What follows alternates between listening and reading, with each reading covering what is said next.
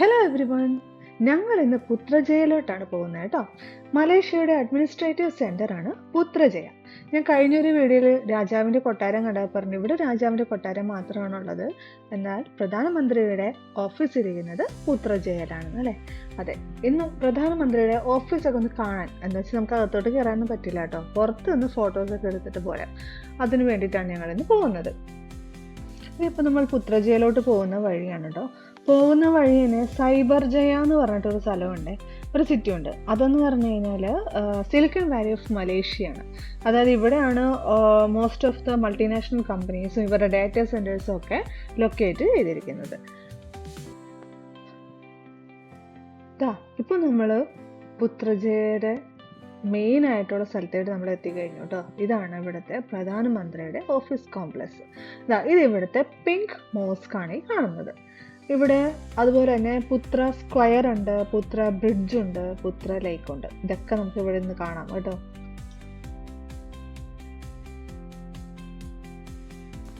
ഇതാണ് ഇവിടുത്തെ pink mosque എന്ന് പറയുന്നത്. പിങ്ക് മോസ്ക് എന്ന് പറയാൻ കാരണം ഇത് റോസ് ടിൻറ്റഡ് ഗ്രാനൈറ്റ് വെച്ചിട്ടാണ് ഇത് ഉണ്ടാക്കിയിരിക്കുന്നത്. അതുകൊണ്ടാണ് അതിന് ആ പിങ്ക് കളർ കാണുന്നത്. ഒരേ സമയം 15,000 ആളുകൾക്ക് ഇവിടെ കയറി പ്രാർത്ഥിക്കാനായിട്ട് സാധിക്കും കേട്ടോ. ഞങ്ങൾക്ക് കയറാൻ സാധിച്ചില്ല, കാരണം ഓൾറെഡി അത് ഫ്രൈഡേ ആയിരുന്നു ഞങ്ങൾ പോയത്. അന്നേരം അവിടെ എന്താ പറയുക, പ്രാർത്ഥനയുടെ സമയമൊക്കെ ആയതുകൊണ്ട് പുറത്തുനിന്നുള്ള ആളുകൾ കയറ്റുന്നുണ്ടായിരുന്നില്ല. ഇത് ഇവിടുത്തെ ഫ്ലാഗ് പോൾ ആണ് കേട്ടോ. ഇവിടെ കുറേ ഫ്ലാഗ്സ് കണ്ടില്ലേ, അതിൽ ഒന്ന് ഇപ്പോൾ ഇവിടുത്തെ കറൻ്റായിട്ട് മലേഷ്യയിൽ യൂസ് ചെയ്യുന്ന ഫ്ലാഗും പിന്നെയുള്ള ഫ്ലാഗ്സൊക്കെ മലേഷ്യയുടെ തന്നെ മുന്നേ ഇവിടെ യൂസ് ചെയ്തിരുന്ന ഫ്ലാഗ്സുകളാണ് അവിടെ വെച്ചിരിക്കുന്നത് കേട്ടോ. ഇപ്പോൾ വേറെ ഏതെങ്കിലും രാജ്യത്തെ ഹെഡ്സൊക്കെ അവിടെ വന്നിട്ടുണ്ട് എന്തെങ്കിലും ഫംഗ്ഷന് വേണ്ടിയിട്ട്. അപ്പോൾ ആ സമയത്ത് ഈ നേരത്തെയുള്ള ഫ്ലാഗ്സ് അവിടെ ഉണ്ടല്ലോ, ആ ഫ്ലാഗുകൾ മാറ്റിയിട്ട് ആ ഹെഡ് ഏത് കൺട്രിയിലാണോ അവിടുത്തെ ആ രാജ്യത്തെ ഫ്ലാഗ് അവിടെ ഒരു ഹോസ്റ്റ് ചെയ്യാറുണ്ട്.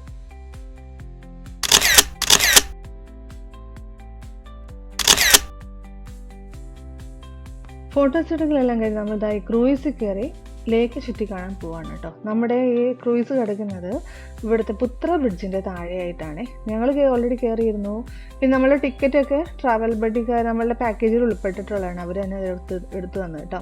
ഇത് ലെഫ്റ്റ് സൈഡിൽ കാണുന്നതാണ് പുത്ര ബ്രിഡ്ജ് എന്ന് പറയും. പുത്ര ബ്രിഡ്ജിൽ ഒരേ സമയം ട്രെയിൻ പോവും, അതുപോലെ പെഡസ്ട്രിയൻസിനും പോവാം, അതുപോലെ വെഹിക്കിൾസിനും പോകാനായിട്ട് സാധിക്കും. പിന്നെ ഇവിടുത്തെ ബ്രിഡ്ജസ് ഒക്കെ എന്ന് പറഞ്ഞു കഴിഞ്ഞാൽ നമ്മുടെ പിങ്ക് മോസ്ക് ആണ് കേട്ടോ. അതെ, പിങ്ക് മോസ്കിൻ്റെ വ്യൂ ആണ് ഈ കാണുന്നത്. നമ്മളിവിടെ 2-3 ബ്രിഡ്ജസ് ഒക്കെ ഉണ്ട് കേട്ടോ. 2-3 പല ബ്രിഡ്ജസും കണ്ടു. ആ ബ്രിഡ്ജസിൻ്റെയൊക്കെ ഒരു ഭംഗി എന്ന് പറഞ്ഞാൽ കണ്ടോ, അവരുടെ ഒരു ആർക്കിടെക്ചർ കണ്ടോ, ഭയങ്കര രസമാണ് അത് ഉണ്ടാക്കി വെച്ചേക്കുന്നത് കാണാനായിട്ട്. അത് സാധാരണ ഒരു ബ്രിഡ്ജ് പോലെ ഒന്നല്ല അവരുണ്ടാക്കി വെച്ചേക്കുന്നത്, അത് നല്ല ഭംഗിക്കാണ് ഉണ്ടാക്കിയത്. ഇത് വർഷങ്ങൾക്ക് മുന്നേ ഉണ്ടാക്കിയ ഒരു ബ്രിഡ്ജാണ് കേട്ടോ. ഇത് എന്തോ ബ്രിട്ടീഷുകാരന് ആരോ ഉണ്ടാക്കിയതാണെന്ന് അവർ ബോട്ടിലിങ്ങനെ അവർ അനൗൺസ് ചെയ്യുന്നുണ്ടായിരുന്നു. അത് ജസ്റ്റ് അവരിങ്ങനെ കുറേ കാര്യങ്ങൾ പറയുന്നുണ്ട്, അപ്പോൾ അതിലിങ്ങനെ പറയുന്നുണ്ടായിരുന്നു. ഈ ലേക്ക് ഒരു 650 ഹെക്ടറോളം ഉണ്ട് കേട്ടോ. ഇത് മാൻമെയ്ഡായിട്ട് ഉണ്ടാക്കിയേക്കുന്നതാണ്. ഇത് ഇവർ സിറ്റിക്ക് ഒരു നാച്ചുറൽ കൂളിംഗ് സിസ്റ്റം എന്നുള്ള രീതിയിലാണ് ഇവർ ഇത് ഉണ്ടാക്കിയേക്കുന്നത്. പക്ഷെ ഞങ്ങൾ ചെന്ന സമയത്ത് ഭയങ്കര ചൂടായിരുന്നു കേട്ടോ. പിന്നെ ഇപ്പം നൈറ്റ് തണുപ്പാണോ എന്ന് അറിയത്തില്ല, പകൽ നല്ല ചൂടായിരുന്നു.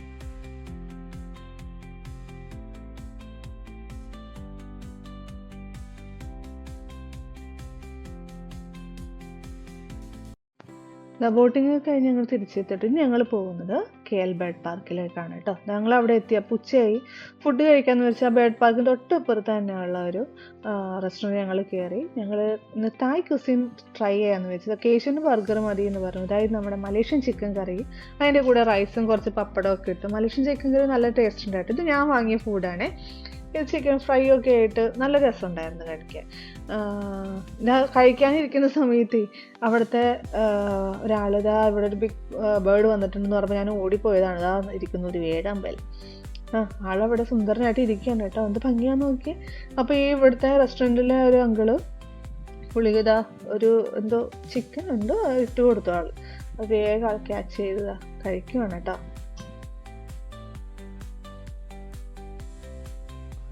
അത് കഴിയുമ്പോൾ വേറൊരു അതിഥി എത്തിയതാ, ആൾക്കും ഫുഡൊക്കെ കൊടുത്ത് കഴിക്കുവാണ് കേട്ടോ. ഇത് ആദ്യം വാങ്ങിച്ച ഫുഡ് ഒരു സൂപ്പ്, ഒരു നൂഡിൽസ് സൂപ്പാണ്. അതിൽ പ്രോൺസ് ഒക്കെ ഇട്ടിട്ട് ശരിക്കും നമ്മുടെ ഒരു ഞണ്ട് കറി, മസാല ഞണ്ട് കറി വെക്കില്ല, അതിൻ്റെ ഒരു ടേസ്റ്റായിരുന്നു. ബേർഡ് പാർക്കിലേക്കുള്ള ടിക്കറ്റ് നമ്മളുടെ ട്രാവൽ ബഡിക്കാർ എടുത്തിട്ടുണ്ടായിരുന്നു. ഏകദേശം 1073 രൂപയൊക്കെ വരും എന്നാണ് പറഞ്ഞു കേട്ടത്. അത് ചേഞ്ച് ചെയ്തുകൊണ്ടിരിക്കുന്നതാണ് പറയുന്നത്. എപ്പോഴും സെയിം റേറ്റ് ആയിരിക്കത്തില്ല. ഒരാളുടെയാണ് കേട്ടോ പറഞ്ഞത് റേറ്റ്. ഇവിടെ ഈ ബേർഡ് പാർക്കിൻ്റെ ഒരു സ്പെഷ്യാലിറ്റി എന്ന് പറഞ്ഞു കഴിഞ്ഞാൽ ബേർഡ്സ് ഒക്കെ ഫ്രീ ആയിട്ട് നടക്കുകയാണ്. അത് നടക്കുന്നുണ്ടില്ലേ ഓരോരുത്തരൊക്കെ ആയിട്ട്. ഏഷ്യയിലെ ലാർജസ്റ്റ് ഫ്രീ ഫ്ലൈറ്റ് ബേർഡ് പാർക്കാണ് കേട്ടോ ഇത്.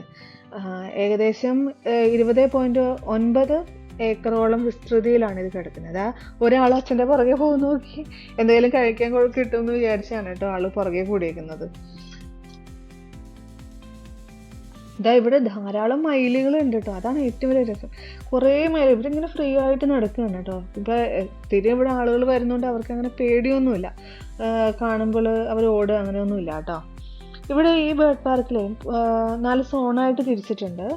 സോൺ 1 and 2 ഫ്രീ ആയിട്ട് ബേർഡ്സ് ഫ്ലൈ ചെയ്യുന്ന സ്ഥലമാണ്. ഫ്രീ ഫ്ലൈറ്റ് സോൺ എന്ന് പറയും.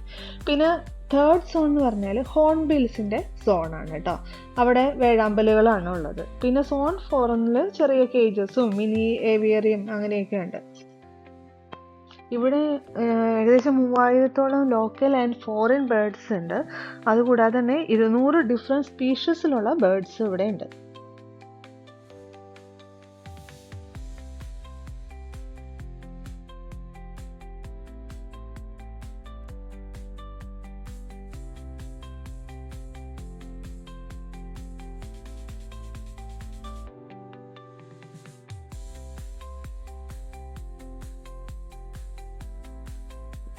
ഇതൊരു വേഴാമ്പലാണ് കേട്ടോ. പലതരത്തിലുള്ള വേഴാമ്പലുകൾ നമുക്കിവിടെ കാണാൻ പറ്റി. അതങ്ങനെ എല്ലായിടത്തും ഒന്നും കണ്ടിട്ടില്ല അങ്ങനെ.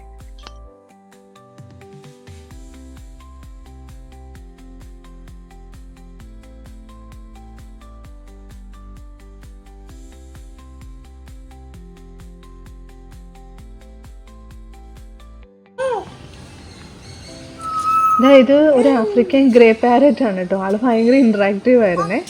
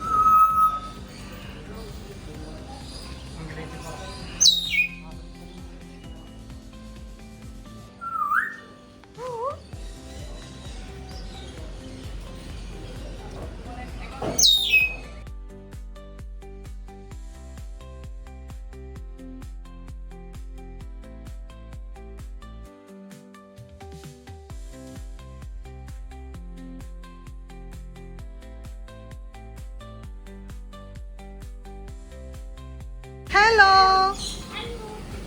Hello.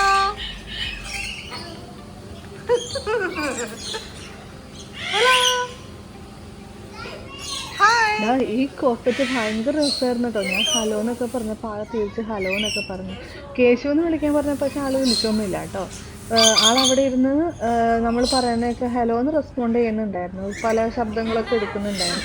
അത് കഴിഞ്ഞ് ഞങ്ങൾ പോകുമെന്ന് പറഞ്ഞപ്പോൾ ആളാ കൊമ്പിന്ന് പറഞ്ഞത് ഇവിടെ വന്നിരിക്കുകയാണ് കേട്ടോ. എന്നിട്ട് കുറേ പോവല്ലേ എന്നുള്ള രീതിയിലൊക്കെ വിളിക്കുന്നുണ്ടായിരുന്നു കേട്ടോ. കേശു എന്ന് വിളിക്കുന്ന പോലെ നമുക്ക് തോന്നുന്നുണ്ട്. നിങ്ങൾക്ക് തോന്നുന്നുണ്ടോ അങ്ങനെ? കേശു പോവേന്ന്.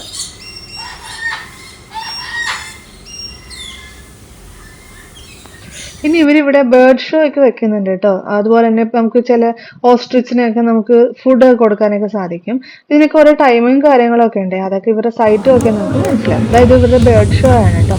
ഡാൻസ് കളിക്കുന്ന പാരറ്റ്.